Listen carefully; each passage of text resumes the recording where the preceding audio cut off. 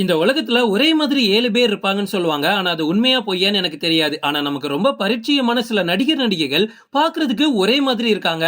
அவங்க யாரெல்லாம்னா இப்ப நான் சொல்லப் போறேன். லிஸ்ட்ல ஃபர்ஸ்ட் பார்க்க போறது ஸ்ருதிஹாசன், யாஷிகா ஆனந்த். உலகநாயகனோட மூத்த வாரிசான ஸ்ருதி பிளாஸ்டிக் சர்ஜரி பண்றதுக்கு முன்னாடி அவங்க முகம் பார்க்கிறதுக்கு வேற மாதிரி இருக்கும். அவங்களும் இன்ஸ்டாகிராம் செலிபிரிட்டியான யாஷிகா ஆனந்தும் பார்க்கிறதுக்கு ஒரே மாதிரி இருப்பாங்க.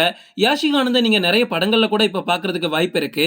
இவங்க மட்டும் லைட்டா வெயிட் லாஸ் பண்ணிட்டு பழைய ஸ்ருதி கூட கம்பேர் பண்ணி பார்த்தோம் அப்படின்னா ஒரே மாதிரி இருப்பாங்க. லிஸ்ட்ல நம்ம ரெண்டாவதா பார்க்க போறது மீரா ஜாஸ்மின் சுஜிதா. தனது துருதுரு நடிப்பால தமிழக ரசிகர்களை ரன் படம் முதல் சண்டைக்கோழி வரைக்கும் கட்டி போட்டு வச்சிருந்தவங்க தான் மீரா ஜாஸ்மின். அதுக்கப்புறமா சில சொந்த பிரச்சனைகள் காரணமா ஒதுங்கி இருந்தாங்க. அதுக்கப்புறமா அவங்களால ஒரு ஹீரோயினா மாறவே முடியல. கடைசி விடிவி கணேஷ் கூட எல்லாம் பேர் பண்ணிட்டு இருந்தாங்க.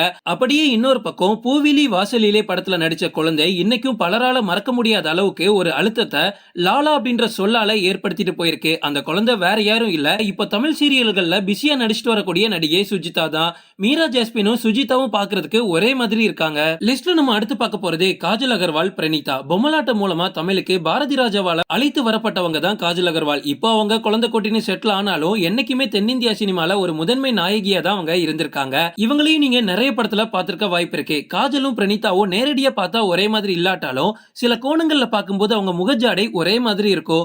ரெண்டு பேருக்கும் ஹேர் ஸ்டைல் கூட ஒண்ணுதான். லிஸ்ட்ல நம்ம அடுத்து பார்க்க போறது நஸ்ரியா, வர்ஷா. ஒட்டுமொத்த இந்தியன் சினிமாலையும் அப்படியே காப்பி அடிச்சு ஜெராக்ஸ் எடுத்த மாதிரி இருக்கிறது இவங்க ரெண்டு பேர் தான். நேரம் திரைப்படம் மூலமா தமிழுக்கு அறிமுகமான நஸ்ரியா ராஜாராணிக்கு அப்புறமா தமிழ் இளைஞர்கள் மத்தியில ஒரு நீங்காத இடத்தை பிடிச்சிட்டாங்க. இன்னொரு பக்கம் வர்ஷா டப் மேஷ் குயின் அப்படின்னு இவங்கள சொல்லிட்டு இருந்தாங்க. பிகில் படத்துல கூட இவங்கள பார்த்திருப்பீங்க.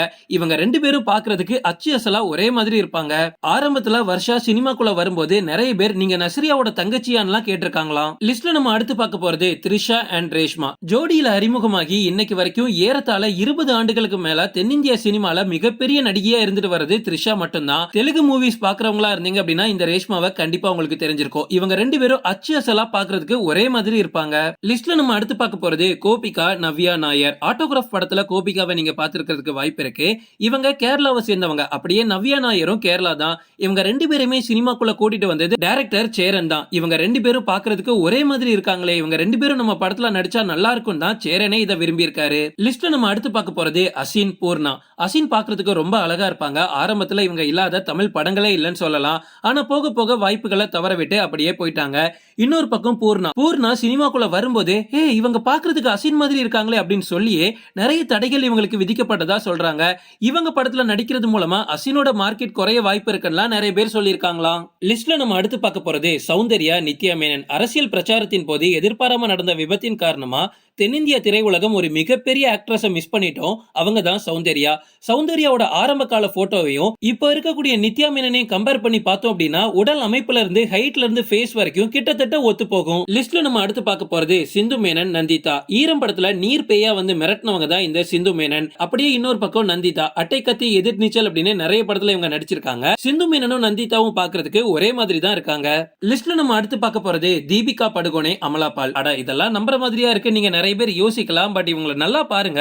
ஒரு கோணத்துல இவங்க ரெண்டு பேரும் பாக்குறதுக்கு ஒரே மாதிரி தான் இருப்பாங்க. ஓகே ஃப்ரெண்ட்ஸ், இதோட நான் இந்த வீடியோ முடிச்சுக்கிறேன். இப்போ நான் சொன்ன லிஸ்ட்ல யாரோட மேட்ச் ரொம்ப அதிகமா இருக்கு, இதை தள்ளி உங்களுக்கு யாராச்சும் இந்த மாதிரி ஃபீல் ஆயிருந்தா கமெண்ட்ல சொல்லுங்க. ஓகே ஃப்ரெண்ட்ஸ், இதோட நான் இந்த வீடியோ முடிச்சுக்கிறேன். இன்னொரு இன்ட்ரெஸ்டிங்கான வீடியோல நம்ம சந்திக்கலாம். Stay tuned.